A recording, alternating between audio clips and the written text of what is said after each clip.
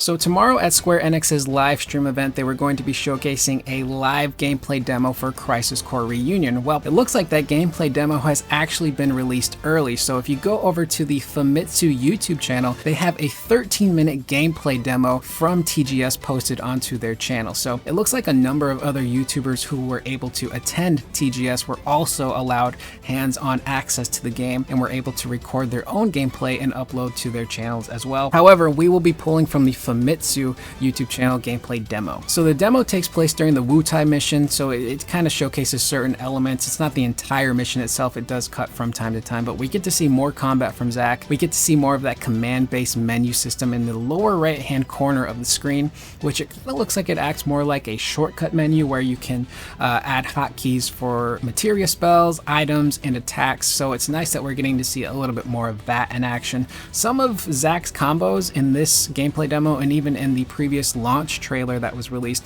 do kind of resemble some of the Punisher combos that Cloud was doing in 7 Remake. So it looks like they might be reusing some assets, which it makes sense. Both guys are soldiers, technically. I'm using air quotes there. So we also get a peek at the DMW system, and yes, you are able to skip these cutscenes if you don't want to watch Zack do Rush Assault for the 80th time or watch one of the actual DMV cutscenes that plays out where 2 people are talking. You can just skip those if you want to go ahead and continue on with the battle, which is a nice quality of life improvement. We also get a really detailed look at the equipment menu, which is the exact same menu we got in Final Fantasy VII Remake. So we get to see a lot of the materia. It's basically the same icons from the previous game. We also get to see some of the stat boosts and how you can equip things. So if I remember correctly, in the original Crisis Core, fusing materia was actually a part of the equipment system. So you could create dark materia, you could create different materia that had different stat boosts. So something like HP plus 10%, or your spirit would go up, or your strength would go up. That's all stuff you can see in this menu here. So having this menu be the exact same menu we got in 7 Remake is really nice. It's going to feel familiar for a lot of players, but it's also going to make both of these games and this entire Final Fantasy VII compilation feel connected and seamless. Of course, we get the brief conversation between young Yuffie and Zack.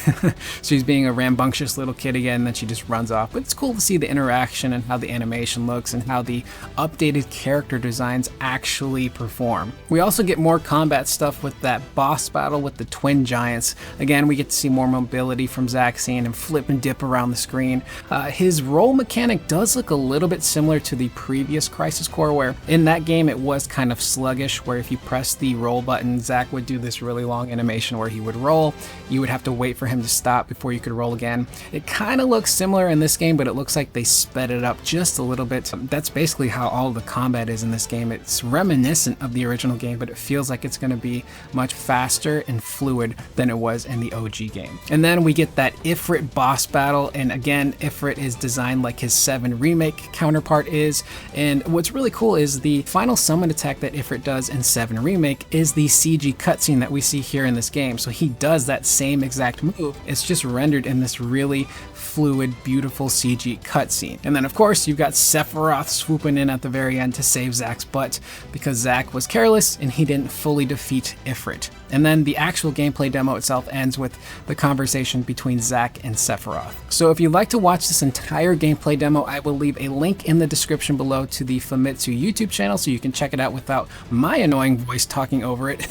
But that's pretty much the video, and that seems like it's going to be it for Crisis Core coverage at TGS. I was fully under the impression that Square was just going to release dump everything tomorrow, and it would be, just kind of a hassle trying to gather all of the information. But thankfully it looks like Square Enix planned ahead and they've been able to sprinkle things across this week. I think a lot of it had to do with the fact that Crisis Core had its 15-year anniversary this week as well. So thanks to Square for sprinkling all of this stuff out throughout the week. It makes my job a lot easier as well. But please leave any of your guys' thoughts in the comments down below. What do you think of this gameplay demo? Are you more excited now after watching it? Are you concerned about anything? I would love to see what you guys have to say in those comments, but I will see you guys in the next video. Please remember to always be excellent to one another.